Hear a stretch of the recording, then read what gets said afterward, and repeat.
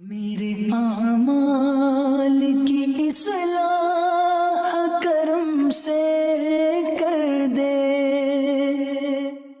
الحمدللہ رب العالمین والصلاة والسلام علی سید المرسلین اما بعد فاعوذ باللہ من الشیطان الرجیم بسم اللہ الرحمن الرحیم۔ پڑھیے الصلاة والسلام علیک یا رسول اللہ وعلی آلک واصحابک یا حبیب اللہ، الصلاة والسلام علیک یا نبی اللہ وعلی آلک واصحابک یا نور اللہ۔ پیارے پیارے اسلامی بھائیوں اور مدنی چینل کے ناظرین، پیارے آقا مدینے والے مصطفیٰ صلی اللہ تعالی علیہ وسلم کا فرمان عالی شان ہے کہ اللہ پاک کی خاطر آپس میں محبت رکھنے والے جب آپس میں ملیں، ہاتھ ملائیں اور نبی پاک صلی اللہ تعالی علیہ وآلہ وسلم پر درود بھیجیں تو ان کے جدا ہونے سے پہلے دونوں کے اگلے پچھلے گناہ بخش دیے جاتے ہیں۔ اللہ اکبر! ذرا سوچئے کہ یہ کتنی بڑی بات ہے کہ صرف ملاقات کرنی ہے، سلام کرنا ہے، مصافحہ کرنا ہے، درود پاک پڑھنا ہے، اب دونوں کے جدا ہونے سے پہلے دونوں کے اگلے پچھلے گناہ بخش دیے جاتے ہیں۔ اس سے ایک اور بات بھی سیکھنے کو ملتی ہے کہ شریعت کیا چاہتی ہے کہ مسلمان ایک دوسرے سے محبت سے رہیں، محبت سے ملیں، پیار سے رہیں، کیونکہ جب آپ کسی کو سلام کرتے ہیں، کسی سے مصافحہ کرتے ہیں، گرم جوشی سے ملتے ہیں تو دل میں پیار پیدا ہوتا ہے نا۔ مطلوب کیا ہے شریعت کو کہ مسلمان مل کر رہیں۔ دیکھیں نا، مسکرانا صدقہ ہے، مسکرا کر ہم نے سجدہ تو نہیں کیا، تلاوت تو نہیں کیا، اللہ کا نام بھی نہیں لیا، پھر کیوں ثواب مل رہا ہے؟ کیونکہ ہم مسکرائیں گے تو ماحول اچھا ہوگا، ہم مسکرائیں گے تو دلوں میں خوشیاں بٹیں گی۔ ایثار کرنے پر جنت کی بشارت ہے۔ مجھے کسی چیز کی ضرورت ہے، میں اپنے کسی بھائی کو دے دوں، جنت کی بشارت ہے۔ اس میں کوئی بظاہر دیکھا جائے تو عبادت تو نہیں ہے، نہ تلاوت ہے، نہ ذکر ہے، نہ درود ہے، نہ سجدہ ہے، نہ روزہ ہے، بندہ بندے کے ساتھ اچھا برتاؤ کر رہا ہے، اللہ جنت دے رہا ہے۔ اس سے کیا مطلب ہے؟ یہ سیکھو، یہ بات سمجھنے والی ہے کہ شریعت کو مطلوب یہ ہے کہ مسلمان جدھر بھی رہیں محبت سے رہیں، پیار سے رہیں، ایک دوسرے کا خیال کر کے رہیں۔ دنیا میں اگر محبت کا، پیس کا، امن کا درس اگر کوئی مذہب دیتا ہے تو وہ ہمارا اسلام دیتا ہے۔ ہم چونکہ اسلام کی تعلیمات سے دور ہیں نا، ہم نے پڑھا ہی نہیں ہے، تو لوگ ہمارے اسلام کے بارے میں باتیں کر رہے ہوتے ہیں اور ہم جناب سن رہے ہوتے ہیں کہ یار اسلام وائلنس کرتا ہے، اسلام کی وجہ سے، معاذ اللہ کہ اسلام کی وجہ سے پرابلم ہے۔ یہ بھول ہے ان لوگوں کی، وہ اسلام سے دور ہیں۔ اگر کسی مسلمان اسلام کے طریقے پر عمل نہیں کر رہا تو اس کی وجہ سے ریلیجن کو برا بلا نہ کہا جائے۔ ہمارا اسلام تو ڈے ون سے الحمدللہ اگر پڑھیں تو امن کا، پیار کا، محبت کا، ایثار کا، قربانی کا درس دیتا ہے، دوسروں کے بھلے کا درس دیتا ہے۔ اور آپ یہ دیکھیں کتنی پیاری حدیث ہے کہ دو مسلمان ملیں، سلام کریں، ہاتھ ملائیں، درود پاک پڑھیں، دونوں کے گناہ معاف ہو جاتے ہیں۔ اللہ کرے کہ ہم سلام کو عام کریں۔ یہ سلام کو عام کرنا خود ایک ایسا عمل ہے کہ جس سے تکبر دل سے دور ہوتا ہے، محبت بڑھتی ہے، پیار بڑھتا ہے۔ لیکن آج بھی بڑا معاملہ عجیب ہے، لوگ سلام نہیں کرتے، بس عجیب عجیب اسٹائل ہے لوگوں کی ملاقات کے، اور سناؤ کیا حال ہے، hello, good morning, good evening. اتنا پیارا ملاقات کا طریقہ ہمیں شریعت نے دیا ہے مگر ہم اس کو فالو نہیں کرتے، حالانکہ یہ نیکیاں کمانے کا سمجھ لیں آسان طریقہ ہے۔ السلام علیکم ورحمۃ اللہ وبرکاتہ اگر کوئی کہتا ہے تو سبحان اللہ، اس کو ایک روایت کے مطابق 30 نیکیاں مل جاتی ہیں۔ ایک روایت کے مطابق دو مسلمان آپس میں ملتے ہیں، ان پر 100 رحمتیں نازل ہوتی ہیں، جو سلام میں پہل کرتا ہے اس کو 90 مل جاتی ہیں۔ یعنی فری میں نیکیاں کما رہے ہیں آپ، لیکن پھر بھی شاید روز 100 بندوں سے ملتے ہیں مگر سلام نہیں کرتے۔ چلیں آج سے نیت کر لیں انشاءاللہ کہ سلام بھی کریں گے اور سلام میں پہل بھی کریں گے۔ پہلے میں سلام کروں، وہ سلام کرے اس سے پہلے میں کر لوں، اس کا ثواب زیادہ ہے، اس سے دل صاف ہوتا ہے، تکبر دور ہوتا ہے۔ کچھ لوگوں کا اسٹائل ہے، کہتے ہیں یار میں کیوں پہلے سلام کروں، میں سیٹ یہ نوکر، میں بڑا یہ چھوٹا، میں افسر یہ ماتحت۔ شیطان دماغ میں کہیں کھیل رہا ہوتا ہے کہ نہیں یار تم کیوں سلام میں پہل کرو، یہ آئے یہ آ کر سلام کرے، آپ پہل نہ کریں۔ یہ وہ شیطان کا وار ہے جو انڈیلیبریٹلی بھی، بغیر غیر محسوس انداز میں وہ دماغ میں ڈال دیتا ہے اور انسان تکبر میں مبتلا ہو جاتا ہے۔ تکبر کو توڑنا ہے نا تو سلام میں پہل کرنا شروع کر دو۔ میری اور آپ کی اوقات کیا ہے؟ جس کے سبب کائنات بنی ہے، جو وجہ تخلیق کائنات ہیں۔ رسول اللہ صلی اللہ تعالی علیہ وسلم کی عادت مبارکہ تھی کہ جب کوئی دربار مصطفیٰ میں آتا میرے آقا سلام میں پہل فرماتے تھے۔ ساری دنیا غلام ہی ہے نا نبی پاک کی، صحابہ سارے غلام، سارے امتی آتا تھا، آقا سلام کرتے تھے۔ سوچو۔ اور پھر ایک اور خوبصورت بات بتاؤں کہ صحابہ کرام کے بارے میں آتا ہے، کبھی کبھی صحابہ کرام سوچتے یار جب جاتے ہیں نبی پاک کی سلام میں پہل فرماتے ہیں، آج ہم جائیں گے اور آج ہم پہل کر دیں گے، پلان کر کے جاتے تھے کہتے ہیں ہم پلان کر کے جاتے تھے مگر اس سے پہلے کہ ہم سلام کرتے نبی پاک کی سلام ارشاد فرماتے تھے. اور ایمان افروز بات سننی ہے اور ایمان تازہ کر دوں آپ کا. ہاں مزہ آ جائے تو شکرانے میں 3 دن مدنی قافلے کی نیت کر لینا. ہاں ایسی بات کرنے جا رہا ہوں کہ انشاءاللہ کہتے ہیں نا مزہ نہ آئے تو پیسے واپس. آئے ہائے. علماء کہتے ہیں آج بھی جب کوئی امتی مدینے جاتا ہے نا, روضہ رسول پر جاتا ہے, سنہری جالیوں پر جاتا ہے, اس سے پہلے کہ وہ سلام عرض کرے سرور کائنات اپنی عادت کے مطابق آج بھی سلام پہلے ارشاد فرماتے ہیں. آئے ہائے, یہ ہے مدینہ. کیوں نہ ترسے ہم مدینے جانے کو, کیوں نہ جائیں روضہ رسول پر. ارے جہاں سرکار خود سلامتی کی دعا دے دیں امتی کے تو وارے نیارے ہو جائیں گے نا. مگر یہاں ہمارے لیے بڑی جس کو کہتے ہیں نا چوٹ ہے کہ وہ کونین کے والی ہو کر سارے غلاموں کو سلام میں پہل کریں اور ہم امتی ہو کر گناہگار ہو کر سلام میں سستی کریں. آؤ نیت کر لو انشاءاللہ جس کو جانتے ہیں جس کو نہیں جانتے سب کو انشاءاللہ سلام کریں گے انشاءاللہ, اور سلام میں پہل بھی کریں گے انشاءاللہ. اب ذرا سلام سیکھ بھی لو, یہ بھی بڑا پرابلم ہے, سلام کرنا بھی نہیں آتا. ہاں سلام کی تلفظ ہی ٹھیک نہیں ہے. السلام علیکم, السلام علیکم, یہ سلام نہیں ہے بلکہ بعض اوقات تو اس کے میننگ ہی آؤٹ ہو جاتے ہیں. سلام کیا ہے؟ السلام علیکم ورحمۃ اللہ وبرکاتہ. مل کر پڑھ لو. جواب کیا ہے؟ وعلیکم السلام ورحمۃ اللہ وبرکاتہ. دوہرا لیں. ماشاءاللہ. اچھا اب اس کے آگے اور کچھ نہیں ہے. اب کچھ لوگ یا تو سلام کرتے نہیں اور کرتے تو اتنا لمبا کرتے ہیں, جنت المقام, دوزخ الحرام, پتہ نہیں کیا کیا آگے ملا رہے ہوتے ہیں. وہ جتنا کرنا ہے اتنا ہی کر لو بھائی. تو شریعت نے حکم دیا ہے اور بہت ساری چیزیں پڑھنے والی. درود شریف پڑھو نا, ملاقات کر کے درود شریف پڑھیں. تو جتنا ہمیں بتایا گیا ہے اس کے بعد ایڈیشن نہ کریں. تو انشاءاللہ میں بھی نیت کروں, آپ بھی نیت کریں, سلام کو بھی عام کریں گے اور کثرت سے درود پاک بھی پڑھیں گے انشاءاللہ. رب کے پیارے کلام قرآن مجید فرقان حمید میں بڑے کمال کے اور بڑے عبرت انگیز واقعات ہیں. ہلا دیتے ہیں. اگر بندہ غور سے پڑھے تو پتہ چلتا ہے کہ پچھلی قوموں نے کیا کیا مسٹیکس کی, کیا کیا غلطیاں کی, اور ان غلطیوں پر ان پر کیسے کیسے عذاب آئے, ان کو کیا کیا پنشمنٹس ہوئی. اچھا یہاں ایک بڑی لطیف سی بڑی خوبصورت سی بات ہے, اشارہ دے دیتا ہوں تاکہ مزید انشاءاللہ پھر آگے چلتے ہیں, کہ سرکار علیہ الصلوۃ والسلام کی امت جو ہے وہ سب سے آخر میں دنیا میں آئی. حالانکہ سب سے اول, سب سے افضل, سب سے اعلیٰ نبی پاک علیہ الصلوۃ والسلام ہے, آئے سب سے آخر میں اور امت بھی سب سے آخر میں آئی. اس کی ریزن کیا ہے؟ علماء نے بڑی حکمتیں بیان کی ہیں مگر ایک بڑی خوبصورت حکمت ہے. دیکھیں پچھلی جتنی قومیں ہیں ان کی غلطیاں, ان کی مسٹیکس ہم تک پہنچ گئیں. ہم گواہ ہیں کیونکہ قرآن میں موجود ہے. حضرت نوح علیہ السلام کی قوم, حضرت ابراہیم علیہ السلام کی قوم, حضرت شعیب علیہ السلام کی قوم, حضرت لوط علیہ السلام کی قوم, ان قوموں نے کیا کیا کیا سب قرآن میں موجود, ہمیں پتہ چل گیا. ہمارے بعد کوئی امت نہیں ہے. اللہ اکبر. علماء کہتے ہیں اس امت کے گناہوں کا پردہ رکھنا تھا, اس لیے محبوب کی امت کو سب سے آخر میں بھیجا گیا. ہمارے گناہوں پر کوئی اور شاہد نہ ہو, کوئی اور گواہ نہ ہو, یہ محبوب کی امت پر ایک خاص احسان ہے. اور سبحان اللہ کیا خوبصورت بات کہ آج جو عیب کسی پر نہیں کھلنے دیتے ہیں. نبی پاک کی شان دیکھو کہ ایسی رحمت ہوئی ہے کہ عیب کسی پر نہ کھلیں. آج جو عیب کسی پر نہیں کھلنے دیتے, کب وہ چاہیں گے میری حشر میں رسوائی ہو. انشاءاللہ وہاں بھی عیبوں پر وہ پردہ ڈالیں گے. لیکن میرے پیارے اسلامی بھائیوں, پچھلی قوموں کے واقعات, دیر از اے بگ سبجیکٹ, ہمیں پڑھنا ہے, سمجھنا ہے اور اپنی ذات میں ان غلطیوں سے بھی تو بچنا ہے نا. پچھلے لوگوں کی مسٹیکس جان کر, اس پنشمنٹ کو جان کر مجھے اور آپ کو بچنا ہے. آج ایک ایسی قوم کا واقعہ, اور ایسا واقعہ, پنشمنٹ ایسی دی گئی کہ کائنات میں کسی کو ایسی پنشمنٹ نہیں ملی. کئی قوموں پر الگ الگ عذاب آئے, آندھی آئی, آگ کا عذاب آیا, جناب ان کے درمیان جو ہے وہ پانی خون بن گیا, اور بڑے عذاب آئے, طوفان کا عذاب آیا.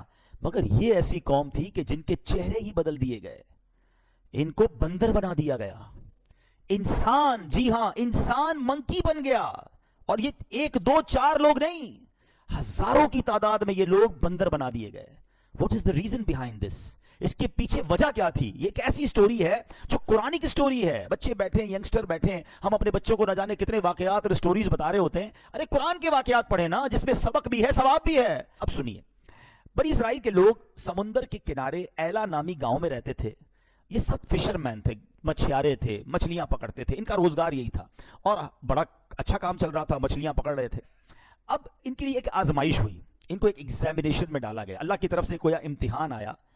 دیکھیں شریعت کی باؤنڈری جو ہے نا وہ ہمارے لیے ہمیں فالو کرنا ضروری ہے. ان کے لیے باؤنڈری کیا بنا دی گئی کہ یہ لوگ سیٹرڈے والے دن جو ہے نا مچھلیاں نہیں پکڑ سکتے. پورا ہفتہ حکم ہوا مچھلیاں پکڑو, سیٹرڈے کو آپ نے ہفتے والے دن مچھلیاں نہیں پکڑنی ہیں. اچھا اور امتحان کیا تھا کہ سیٹرڈے کو مچھلیاں زیادہ آتی تھیں, ہفتے والے دن مچھلیاں جو ہیں وہ زیادہ نظر آتی تھیں. یار اتنی مچھلیاں, اور ہمیں منع کر دیا گیا. اب یہ امتحان ہے.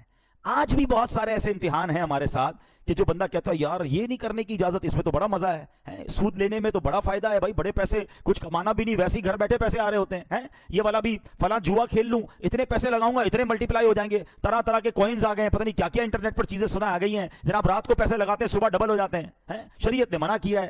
ہاں یہی امتحان ہے, تمہیں روکا گیا ہے, تمہارا کام رک جانا ہے. زیادہ پیسے دیکھ کر, زیادہ مزہ دیکھ کر, زیادہ انجوائمنٹ دیکھ کر اسلام کی باؤنڈری کو نہیں توڑنا ہے.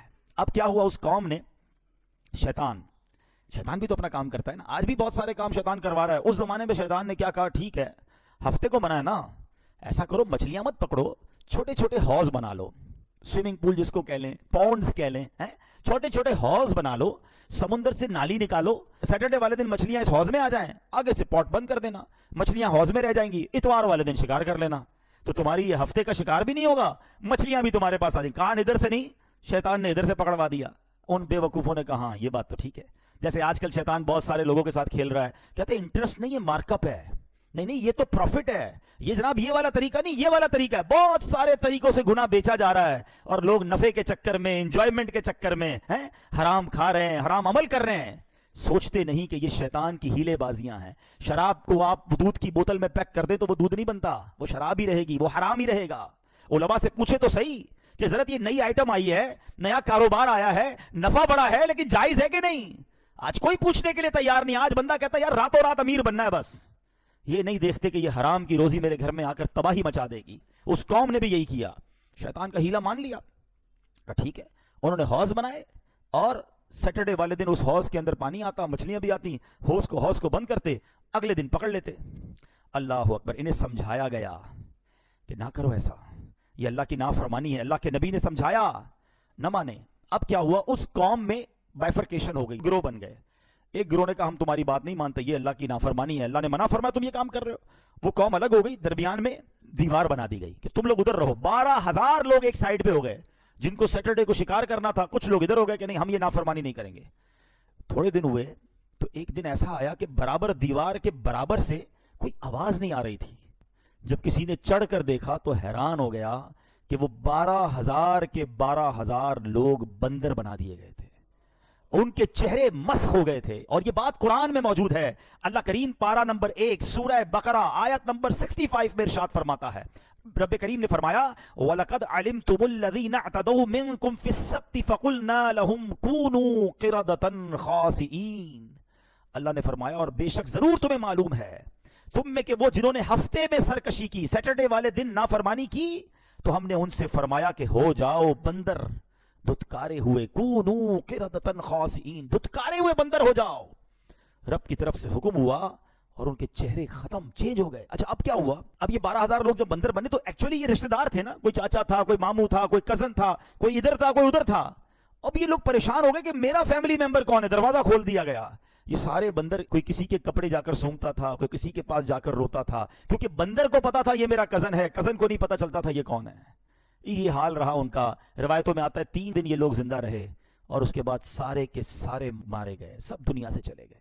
اور یہ واقعہ ہسٹری میں باقی رہ گیا کہ یہ قوم بندر بنا دی گئی بیکاز آف ڈس اوبیڈینسی آف اللہ سبحانہ و تعالی. نافرمانی کی انہوں نے رب تعالیٰ کی. اس زمانے کے نبی نے انہیں سمجھایا تھا مت کرو ایسا, مگر وہ نہیں مانے. اے میرے پیارے اسلامی بھائیوں, یہ ہے اللہ کی نافرمانی کا انجام. آج لوگ کہتے ہیں یار کچھ نہیں ہوتا بھائی, معاذ اللہ. شیطان 2 طریقے سے کھیلتا ہے. ایک تو اللہ کی رحمت یاد دلاتا ہے, اللہ معاف کرنے والا, یا بندہ کہتا ہے نہیں یار سبھی کرتے ہیں تو میں کر لوں گا تو کیا ہو جائے گا. یاد رکھو جہاں اللہ رحمان اور رحیم ہے نا, وہ قہار بھی ہے, وہ جبار بھی ہے. اسی نے تو پچھلی قوموں کو عذاب دیے ہیں نا. ہم سارے اگر عذابات کو قرآن میں پڑھتے تو کس کی طرف سے آئے تھے, وہ اللہ کی طرف سے آئے نا. تو ہم جو یہ سمجھ بیٹھے ہیں کہ جناب میں جو بھی کر لوں رب معاف کرنے, یقیناً وہ معاف کرنے والا ہے, مگر نافرمانی پر پکڑ فرمانے والا بھی ہے. اور خاص طور پر جس کو کہتے ہیں نا توبہ کی امید پر, یا جس کو کہتے ہیں جری ہو کر گناہ کرنا کہ کچھ نہیں ہوتا, یہ تو مزید اللہ کے غضب کو دعوت دینے والی بات ہے. اللہ اکبر. اللہ کریم قرآن مجید فرقان حمید میں مزید ارشاد فرماتا ہے, اللہ فرماتا ہے تو ہم نے اس بستی کا یہ واقعہ اس کے آگے اور پیچھے والوں کے لیے عبرت کر دیا اور پرہیزگاروں کے لیے نصیحت. یہ قرآن میں واقعات آئے اسی لیے کہ یہ عبرت کے لیے, نصیحت کے لیے, میسج کے لیے. اب ہمارا ایک اور پرابلم ہے, قرآن ہی نہیں پڑھتے. نصیحت تو جب ملے گی نا جب واقعات پڑھیں گے, جب قرآن پڑھیں گے, اس کو انڈرسٹینڈ کریں گے, جب سبق لیں گے. اچھا پڑھتے نہیں ہیں تو بھی دور ہو گئے, اچھا پڑھے ہوئے بھی ہیں تو بھی ہم اس پر نصیحت نہیں کرتے. حالانکہ یہ نافرمانی کتنی بڑی لعنت ہے. سنیے گا, حضرت امام حسن بصری رحمت اللہ تعالی فرماتے ہیں, اے ابن آدم تیری ہلاکت ہو, کیا تو اللہ پاک سے مقابلہ کرنا چاہتا ہے؟ ہاں ہاں, جس نے اللہ پاک کی نافرمانی کی گویا اس نے اللہ پاک سے جنگ کی. اللہ سے مقابلہ, anybody have power to fight with Allah subhanahu wa ta'ala؟ کسی کے پاس یہ چانس نہیں ہے. بندہ دیکھیں, ایک تو وہ ہے کہ گناہ ہو گیا اور بندہ توبہ کر لے, شرمندہ ہو, اور ایک یہ ہے کہ ڈیلیبریٹلی پلاننگ کے ساتھ بالکل بے فکر ہو کر گناہ کرنا. ایسے بھی لوگ پائے جاتے ہیں کہ گناہ کرنے کے بعد شرمندگی بھی نہیں ہے, اگلے گناہ کی پلاننگ ہے اور سمجھتے کچھ نہیں ہوگا. نہیں میرے پیارے اسلامی بھائیوں, یہ اللہ کی نافرمانی جو ہے یہ سخت ناپسندیدہ عمل ہے, مگر آج ہمارے بہت سارے لوگ اس پر توجہ نہیں دیتے. وہ سمجھتے نہیں ہیں کہ یہ گناہ ہمیں کدھر لے کے جا رہے ہیں. آج بیان کا موضوع میرا یہی ہے کہ رب کی نافرمانی کس قدر بربادی کا سبب ہے. اللہ نے فرمایا, لعنت کیے گئے وہ جنہوں نے کفر کیا بنی اسرائیل میں داؤد اور عیسیٰ بن مریم کی زبان پر. یہ بدلہ ان کی نافرمانی اور سرکشی کا. تو پتا چلا کہ اللہ پاک کی نافرمانی لعنت برسنے کا سبب ہے. لعنت برستی ہے ان لوگوں پر. اب سنیے گا, یاد رکھیے, حضرت وہاب رحمت اللہ تعالی سے روایت ہے, اللہ پاک نے انبیاء بنی اسرائیل میں کسی نبی کی طرف وحی فرمائی کہ بندہ جب میری اطاعت کرتا ہے نا, مبارک ہو جو نماز پڑھتے ہیں, مبارک ہو جو روزہ رکھتے ہیں, مبارک ہو جو تلاوت کرتے ہیں, جو اچھے کام کرتے ہیں, سنو آپ کو کیا انعام ملتا ہے, چھوڑنا نہیں نیکیاں. فرمایا بندہ جب میری اطاعت کرتا ہے تو میں اس سے راضی ہو جاتا ہوں, اور جب راضی ہو جاتا ہوں تو اسے برکتیں عطا فرماتا ہوں, اور جب بندہ میری نافرمانی کرتا ہے تو میں اس سے ناراض ہو جاتا ہوں, اور جب میں اس سے ناراض ہو جاتا ہوں تو اس پر لعنت برساتا ہوں, اور میری لعنت اس کی 7 پشتوں تک پہنچتی ہے. یہ زیادہ خطرناک بات ہے کہ ہمارے برے اعمال, ہماری اللہ کی نافرمانی, یہ ہماری نسلوں کے لیے بھی بہت نقصان دہ ہے. انسان کی نیکی جو ہے وہ اس کی نسلوں کے لیے فائدے کا باعث بنتی ہے. تو اے میرے پیارے اسلامی بھائیوں, بہت گناہ کر لیے, بڑی نافرمانیاں کر لی, اب اللہ کی رضا والے کام کرنے ہیں اور زندگی ایسے گزارنی ہے جو رب کی نافرمانی میں نہ گزرے. ذرا سوچے نا, پچھلی قوموں میں کیا کیا غلطیاں کی تھی ہیں. ان کے وہ گناہ کرتے تھے اور اس کے بہانے گھڑ لیتے تھے. سود کو منافع یعنی پروفٹ کہتے تھے, بے حیائی کو جدت کا نام. آج بھی ایسے لوگ ہیں کہتے نہیں جناب یہ تو ماڈرن لائف ہے, حیا پردہ جو ہے وہ دل میں ہونا چاہیے, اور بے پردگی کو فروغ دے رہے ہیں, بے حیائی کو فروغ دے رہے ہیں. کوئی کرتا ہے بے پردگی نہیں ہے جناب, یہ تو فیشن ہے. کبھی سوچے وہ لوگ کہ تم کس کی نافرمان, موسیقی کو معاذ اللہ روح کی غذا کہتے ہیں, بندے کو کس طرح پروموٹ کر رہے ہیں کہ نہیں کچھ نہیں ہوتا. آپ سوچیں آج لوگوں کو تم منا لو گے, لوگوں کو چکنی چپڑی باتوں میں منا لو گے, نہیں بھائی میں انٹرسٹ کا کام نہیں کرتا, میں تو ذرا ہمارا کوئی اور طریقہ ہے, دنیا کو منا لو گے, اللہ کی بارگاہ میں پیش نہیں ہونا ہے. ادھر کیا جواب دیں گے؟ ذرا سوچئے, گناہ آخر گناہ ہے, اور جب رب ناراض ہوتا ہے تو بندہ برباد ہو جاتا ہے. اچھا اب پچھلی قوموں کے بارے میں آپ کو ایک سمری پیش کرتا ہوں, ذرا غور سے سنیے گا. قوم عاد, آج لوگ کہتے ہیں یار ہمارا بڑا نام ہے, بڑی طاقت ہے, بڑا خاندان ہے, بڑی سورس ہے. میں آپ کو ذرا پچھلی قوموں کی ایک سمری پیش کرتا ہوں, قرآن سے پیش کرتا ہوں. قوم عاد, یہ کون سی قوم تھی؟ اتنے لمبے لمبے قد تھے, اوہو بڑے طاقتور, اللہ پاک نے مال و دولت سے بھی بڑا نوازا تھا. حضرت ہود علیہ السلام نے ان کو اللہ کی طرف بلایا, نہیں مانے, گناہوں پر باقی رہے, ضدی تھے. اب کیسا قہر آیا کہ آندھی کا عذاب بھیجا گیا, اتنی خشک اور سخت آندھی تھی کہ زمین سے اکھیڑ دیا گیا, سر کے بل گر جاتے, ٹکڑے ٹکڑے ہو گئے. قوم سمود آئی, یہ فن تعمیر کی ماہر تھی, ان کو بھی بڑی نعمتوں سے اللہ نے نوازا, بڑا مال و دولت تھا. حضرت صالح علیہ السلام نے سمجھایا, اونٹنی بھی پہاڑ سے نکال کے دکھا دی, ایمان نہیں لائے. پھر کیا ہوا؟ شدید زلزلہ آیا, یہ قوم بھی دنیا سے غائب ہو گئی, تباہ و برباد ہو گئی. نمرود, کیسا روب تھا, کیسا دبدبا تھا, تخت و تاج اللہ نے عطا کیا ہے, اتنا بڑا اس کو سلطنت ملی, مگر خدائی کا دعویٰ کرنے لگ گیا, نافرمان ہو گیا. اس کا حال کیا ہوا کہ مچھر کے ذریعے اسے ہلاک و برباد کر دیا گیا. فرعون, اس کی طاقت کا اندازہ, خدا کہتا تھا اپنے آپ کو, اتنے بڑے بڑے فوجی تھے, اتنا بڑا بڑا لشکر تھا. آج کون ہے جو فرعون کا نام لینے والا ہے؟ میں اور آپ کچھ بھی نہیں ہیں.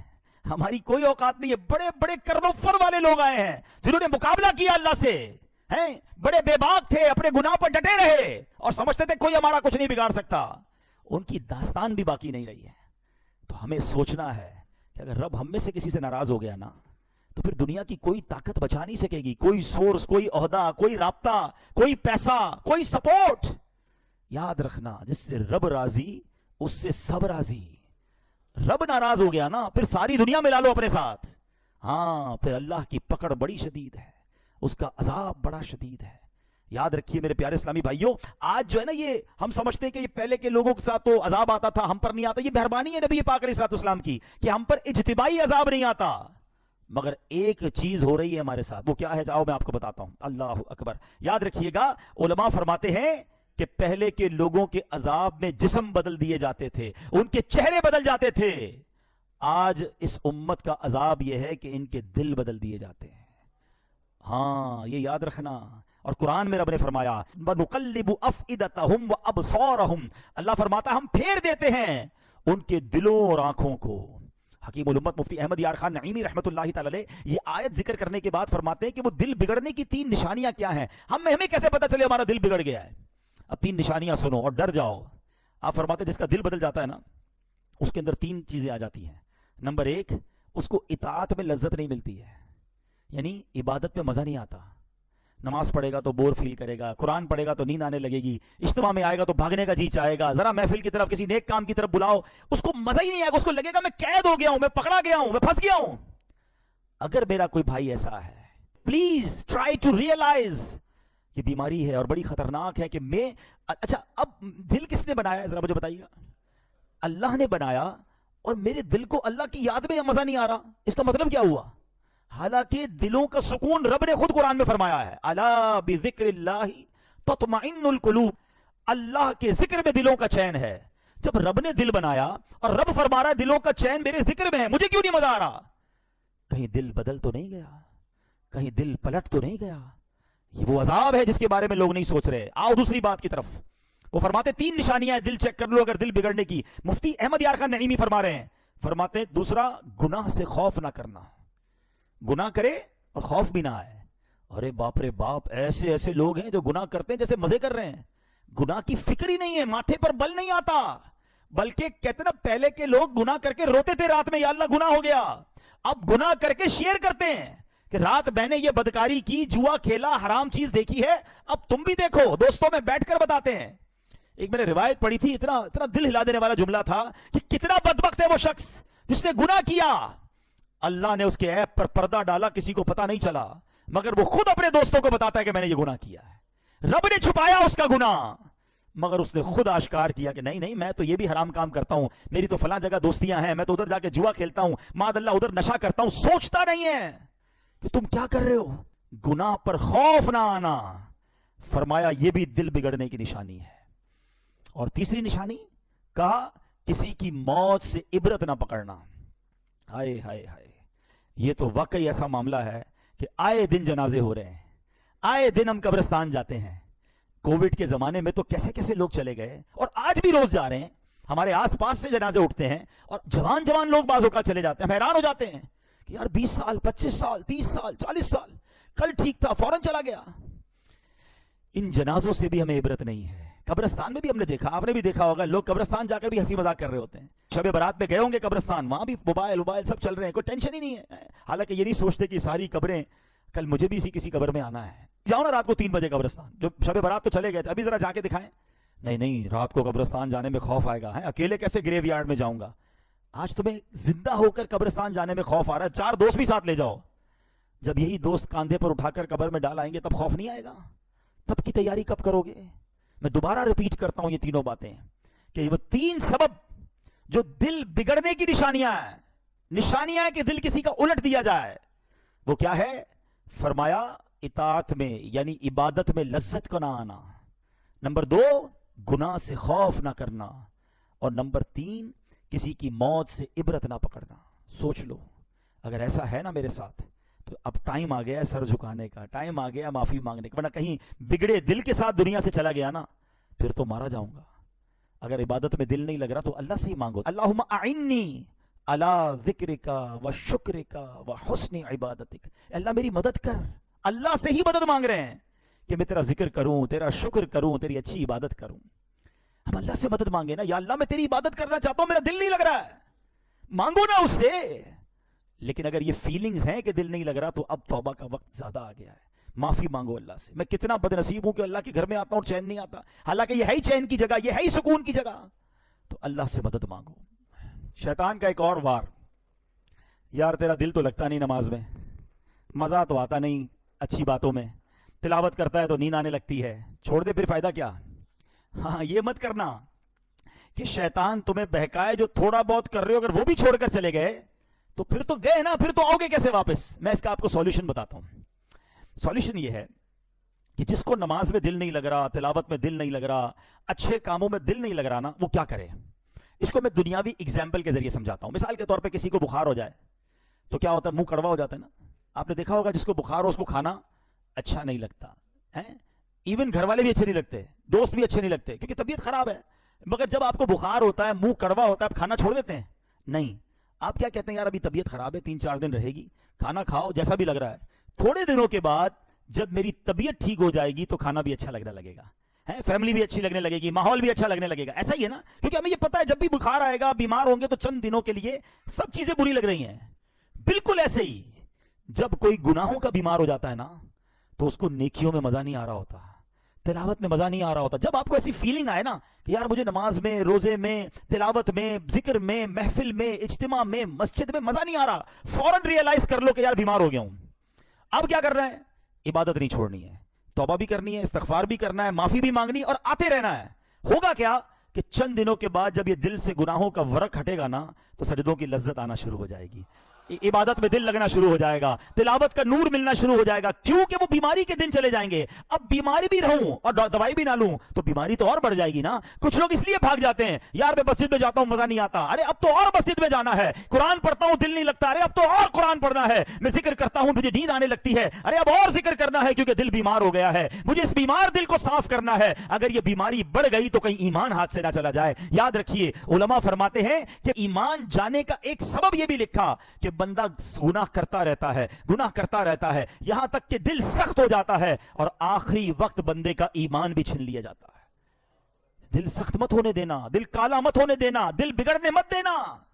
अगर फील हो रहा है ना कि यार देयर इज समथिंग रॉन्ग, आज हमें पता चले कि यार मेरी जबान में अचानक लुकनत आ रही है, पैर सही चल नहीं रहा है, हाथ में कपकपाहट आ रही है, आंखें देख नहीं रही हैं, कान सही सुन नहीं रहा, तो हम छोड़ते नहीं है उसको। अरे कोई बात नहीं, पैर नहीं चल रहा, एक तो चल रहा है ना, फौरन डॉक्टर के पास, फौरन क्लिनिक। यार अचानक क्या हो गया, मुझे दिखाई नहीं दे रहा, मुझे सुनाई नहीं दे रहा, मेरा पैर सीधा नहीं हो रहा, फौरन जिस्म में जहां गड़बड़ हुई हमने डॉक्टर को, लेबोरेटरी को पकड़ लिया। अरे जब तुम्हारे ईमान के मामले में, तुम्हारी इबादत के मामले में गड़बड़ शुरू हो गई है, तुम्हें नमाज में दिल नहीं लग रहा, तुम्हारा तिलावत में दिल नहीं लग रहा, तुम्हारा सजदों में दिल नहीं लग रहा, तुम दुआ के लिए हाथ उठाते हो, आंसू नहीं बह रहे, तुम्हें यादें मदीना नहीं तड़पा रही, समझ लो मैं बीमार हो गया हूं। अब मस्जिद छोड़कर मत जाना, अब अल्लाह की बारगाह में सर झुका देना कि मौला बीमार बढ़ गया हूं, मौला गुनाहों ने वरक चढ़ा दिया है, दिल सियाह होने लग गया है, ए अल्लाह दिल बिगड़ने लग गया है, करीम करीम मदद कर। अल्लाहुम्मा आइन्नी अला ज़िक्रिका व शुक्रिका व हुस्नि इबादतिक। मांगो ना अपने रब से, वो करीम है, वो तुम्हारा दिल साफ कर देगा,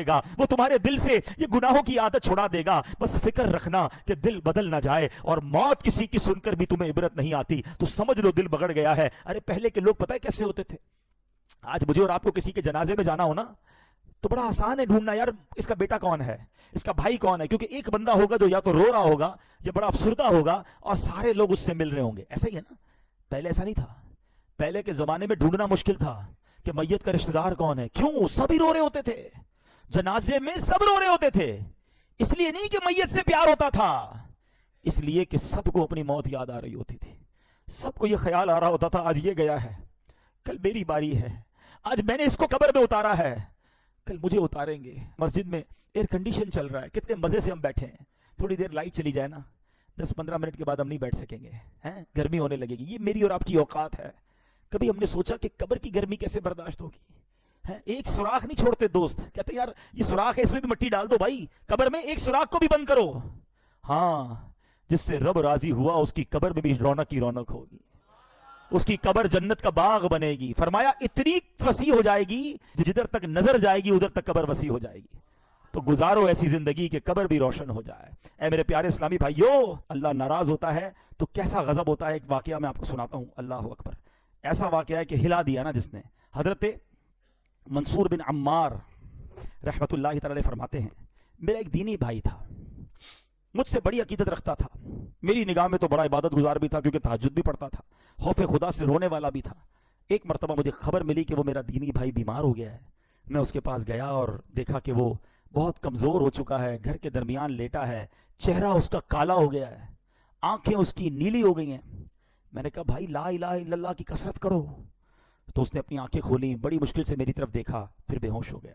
میں نے دوبارہ اسے کہا لا الہ الا اللہ پڑھو، آنکھیں کھولیں، مجھے دیکھا، پھر دوبارہ آنکھیں بند کر لی۔ اب میں نے سختی سے اس کو کہا کہ لا الہ الا اللہ پڑھو، کلمہ پڑھو، میں نہ تجھے غسل دوں گا، نہ تجھے کفن پہناؤں گا، نہ تیرا جنازہ پڑھوں گا، کیونکہ وہ بہت کلوز تھا آپ سے۔ تو بندہ پتہ کیا کہتا ہے؟ کہتا حضور میرے اور کلمے کے درمیان رکاوٹ کھڑی کر دی گئی ہے۔ میں نے کہا لا حول ولا قوت الا باللہ، تیری نمازیں کدھر گئیں؟ کہاں گئے روزے، وہ تہجد، وہ راتوں کی دعائیں کدھر گئیں؟ تو وہ کہتا ہے اے منصور میں یہ سارے کام تو کرتا تھا مگر اللہ کی رضا کے لیے نہیں کرتا تھا، میں لوگوں کو دکھانے کے لیے کرتا تھا۔ مجھے تہجد گزار کہا جائے، مجھے عبادت گزار کہا جائے، مجھے نیکوکار کہا جائے، میں لوگوں کے لیے کرتا تھا۔ تنہائی میں جب ہوتا تھا نا اکیلے میں، تو دروازہ بند کرتا تھا تو خوب گناہ کرتا تھا، شراب پیتا تھا، بے حیائی کرتا تھا، بدکاریاں کرتا تھا۔ ایک بار جب میں نے بہت نافرمانی کی تو میں بہت بیمار ہو گیا، مجھے اپنے بچنے کی امید نہیں رہی۔ میں نے قرآن کھولا، اللہ سے معافی مانگی، اللہ معاف کر دے، بہت رویا، پڑھتے پڑھتے اللہ سے معافی مانگی، اللہ کریم نے مجھے شفا دے دی۔ میں پھر گناہ میں پڑ گیا، پھر شیطان کے پیچھے چل پڑا، تھوڑے عرصے بعد پھر بیمار ہوا، ڈاکٹروں نے کہا نہیں بچے گا، میں نے پھر قرآن اٹھایا، روتے روتے پھر اللہ سے دعا مانگی، اللہ قرآن کے صدقے بخش دے۔ اللہ نے پھر کرم کیا، مجھے شفا نصیب ہو گئی۔ اے منصور میں پھر باز نہیں آیا، جب شفا ملتی تھی تو گناہ کرتا تھا، بیمار ہوتا تھا تو توبہ کرتا تھا۔ تیسری بار میں پھر گناہوں میں پڑ گیا، بڑے گناہ کیے۔ اب جب پھر اللہ تعالیٰ نے بیمار کیا، پھر میں پریشان ہوا، اب قرآن اٹھایا تو قرآن کا ایک لفظ میری زبان سے ادا نہیں ہو رہا، میری زبان پر لاک لگا دیا گیا ہے، میں قرآن نہیں پڑھ پا رہا ہوں۔ اللہ کی بارگاہ میں نے کہا یا اللہ تو مجھ سے سخت ناراض ہے، اے اللہ مجھے معاف کر دے۔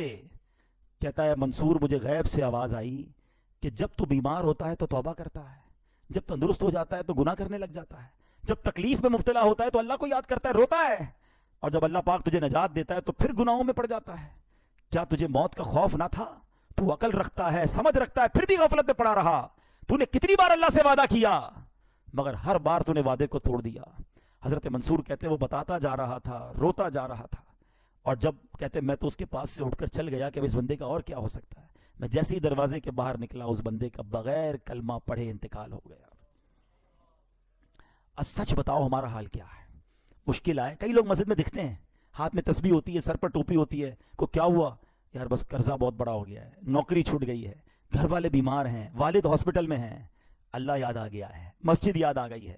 جدھر وہ مسئلہ حل ہوا، جدھر وہ پرابلم ختم ہوئی، بندہ ہی بھاگ گیا مسجد سے دور۔ کیا اس لیے اللہ کی عبادت ہے؟ اللہ تمہیں اس لیے یاد آتا ہے کہ جب مشکل آئے تو رب یاد آیا، اور اللہ نے آسانی دی تو اسی کی ناراضگی والے کام مت کرو میرے پیارے اسلامی بھائیوں۔ ایسا خوشی میں بھی رب کے ساتھ رب کی رحمت کو پکارتے رہو، عبادت کرتے رہو، اور اگر کوئی تکلیف اور کوئی آزمائش آ جائے پھر بھی ہم اللہ کا در چھوڑ کے کدھر جائیں گے؟ اس کریم کے سوا ہمارا کون ہے؟ وہ ناراض ہو گیا تو مارے جائیں گے۔ آؤ میرے پیارے اسلامی بھائیوں، سچی توبہ کر لو، اللہ کی بارگاہ میں سر جھکا دو، وہ بڑا کریم ہے، وہ پچھلے گناہوں کو معاف فرما دے گا اگر بندہ صدق کے دل سے توبہ کر لے اور آئندہ گناہ نہ کرنے کا پکا ارادہ کر لے۔ میں اللہ سے میں بھی دعا کرتا ہوں اور آپ بھی دعا کریں کہ رب کریم ہمیں سچی توبہ نصیب فرمائے۔ امام حسن بصری فرماتے دیکھو نیکی کیا چیز ہے، آپ فرماتے جب بندہ نیکی کرتا ہے نا تو یہ نیکی اس کے دل میں نور اور بدن کی طاقت بن جاتی ہے۔ آپ کچھ واقعی نیک لوگوں کو دیکھیں گے نا، ان میں بڑی انرجی ہوگی، بڑی عمر کے بھی ہو جائیں گے مگر آپ کو حشاش بشاش ہر وقت آپ کو ایکٹیو نظر آئیں گے، کیونکہ ان کے اندر ایک روحانی طاقت آ گئی ہوتی ہے۔ آج کے دور میں دیکھنا ہے تو 73 ایئرز کی ایج ہے، میرے پیر و مرشد کو دیکھ لو، جوان تھک جاتے ہیں وہ نیکی کر رہے ہوتے ہیں۔ یہ کیا ہے؟ وہ کہتے ہیں موسیقی روح کی غذا ہے، نہیں، ذکر اللہ روح کی غذا ہے۔ تم اللہ کی عبادت کرو، اللہ تمہارے دل بدن کو توانا کر دے گا۔ امام حسن بصری فرماتے ہیں کہ جو نیکی کرتا ہے تو یہ نیکی اس کے دل میں نور اور بدن کی طاقت بن جاتی ہے، اور جب بندہ گناہ کرتا ہے تو یہ گناہ اس کے دل میں اندھیرا کرتا ہے اور بدن کو کمزور کر دیتا ہے۔ آپ کو کئی جوان ملیں گے جو بالکل لاغر سے ہر وقت تھکے تھکے سے نظر آئیں گے. دیکھو کہ کہیں نیکی سے دور تو نہیں ہو گئے. تم نیکی کرو, اللہ تمہیں روحانی طاقت عطا فرما دے گا. تو آئیے میرے پیر پیارے اور محترم اسلامی بھائیوں, آج میں بھی نیت کر لوں اور آپ بھی نیت کر لیں, کیونکہ یہ گناہ جو ہے نا, اللہ کی نافرمانی, یہ اتنا برا عمل ہے کہ جب یہ قحط ہو جاتا ہے نا کبھی, تو روایتوں میں آیا کہ جو جانور ہے نا وہ بھی نافرمان انسانوں پر لعنت بھیجتے ہیں کہ یہ قحط سالی ان انسانوں کے گناہ کی وجہ سے ہے.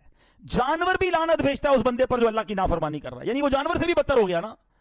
تو بس انشاءاللہ اب نافرمانی نہیں کرنی, اور اب انشاءاللہ اب ساری زندگی نیکیوں والی گزارنی ہے انشاءاللہ. صلو علی الحبیب. میرے اعمال